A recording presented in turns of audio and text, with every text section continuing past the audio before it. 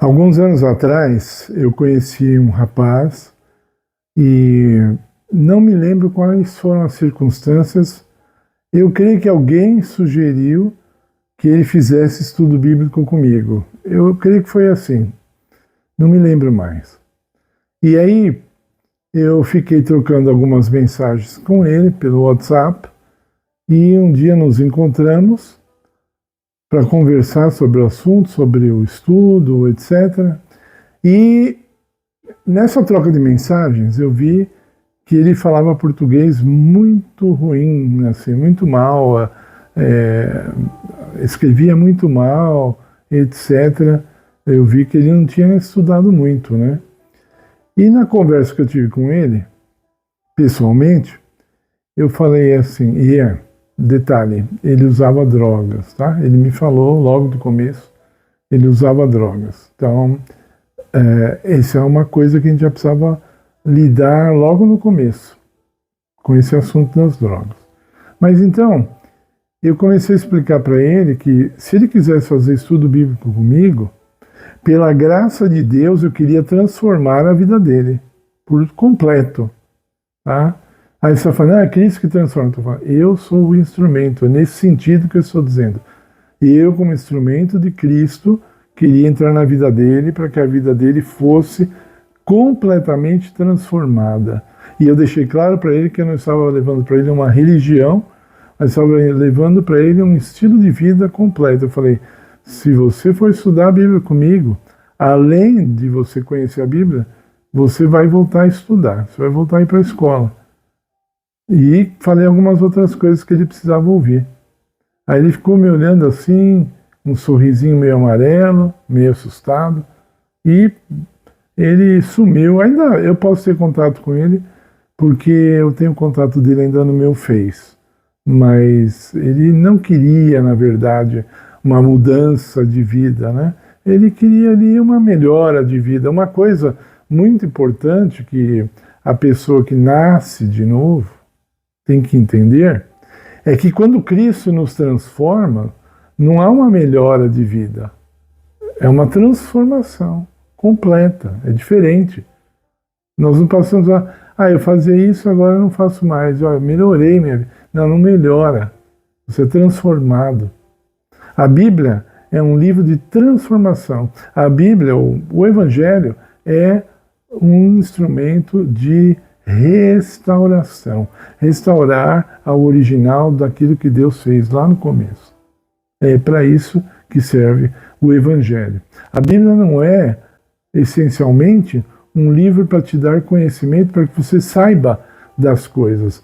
A Bíblia é, essencialmente, um livro para que você seja diferente, você seja alguém agradável aos olhos do Senhor. Alguém que tenha o caráter de Cristo. É para isso que a Bíblia foi escrita essencialmente, para que você fosse restaurado. Tá? Jesus morreu na cruz para isso, para restauração, ok? Para reivindicação. Adão entregou a humanidade ao pecado, ao diabo, e Cristo veio e comprou-nos de volta. Um dia eu falei isso para um espírita kardecista, ele ficou horrorizado de eu usar o verbo comprar. Ele falou, não, por quê? Nós somos um objeto? Aí eu fui na hora, ele estava na minha casa, eu peguei minha Bíblia, mostrei lá 1 Coríntios capítulo 3, né? E o capítulo 6 também fala algo parecido. Nós somos comprados por bom preço, né? Nós somos comprados pelo sangue de Cristo. Então, não é possível que a pessoa não tenha uma transformação completa. Não é o ideal, não é adequado isso, sabe? A pessoa se entrega a Cristo aos 20 anos de idade e quando ela tem 50, ela ainda tem erros de gramática feios, assim, né? Nós vai, nós vem. Mas ela está em Cristo, ela está na graça. Não, meus queridos, a graça não é para ser uma desgraça na nossa vida, né?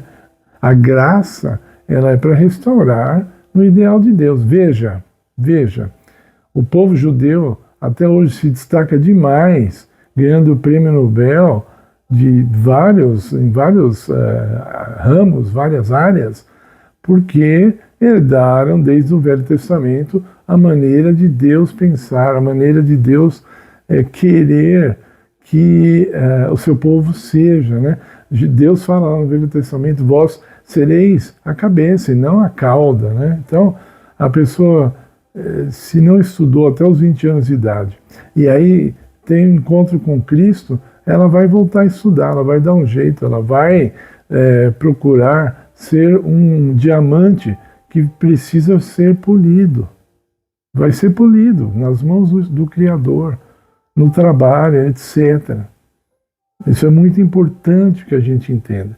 Isso é uma grande diferença entre ser religioso e ser espiritual. Pense muito nisso. Tá? Então nós precisamos de restauração completa. Sabe, Deus chama o homem evangélico, para que ele seja limpo por dentro e limpo por fora.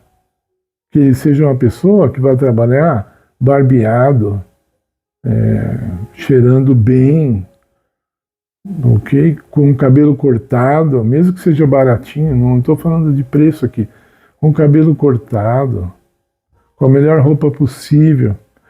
Estão discutindo hoje em dia para ir para a igreja, tem gente indo de bermuda para a igreja. Então, é o melhor que a pessoa tem? Aí, se for o melhor, aí tudo bem, né? Agora, se não for, se pode fazer melhor, Deus quer o melhor. A graça de Deus não foi dada a nós para que a gente não precise fazer o melhor. Deus exige o nosso melhor.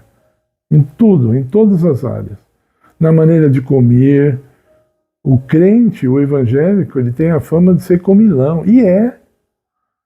Né? Principalmente quem é missionário, né? Obreiro. Parece que é uma coisa engraçada. Eles acham engraçado, né? Obreiro come muito, pastor come muito, né?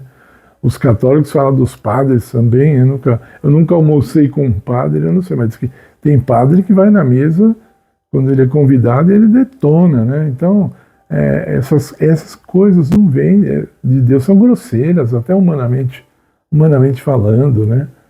A gente ouve aí de casamento de evangélicos, eu já ouvi pelo menos de 2, que as pessoas ficam brigando com os garçons, atacando a bandeja antes que a bandeja chegue na mesa, a pessoa atacando, elas vão na festa. O brasileiro, ele vai numa festa para comer mesmo, ele sai de casa, sabe assim, desnutrido, para chegar lá e comer, sabe assim, glutonaria, né, uma coisa até selvagem, né? Então, Deus não se agrada disso não, viu? O Espírito Santo não se agrada disso, né?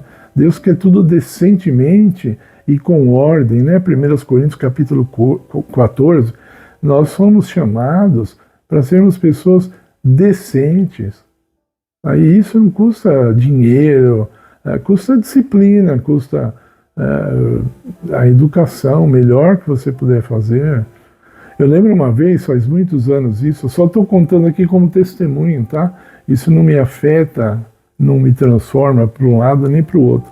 Mas uma vez, dando aula de inglês para um casal, marido e mulher, e ele começou a fazer umas brincadeiras com ela na hora da aula, e eu não me lembro, porque faz muitos anos, ele falou alguma coisa para ela, aí ela falou assim, e eu estava envolvido na brincadeira ali, pelo que ele falou, eu não lembro mais.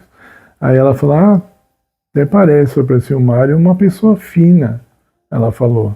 E ela falou isso dentro da minha casa, que era uma casa simples, onde eu dava aula para eles, até os tacos do chão estavam soltando, não era uma casa ruim demais, nem boa, né?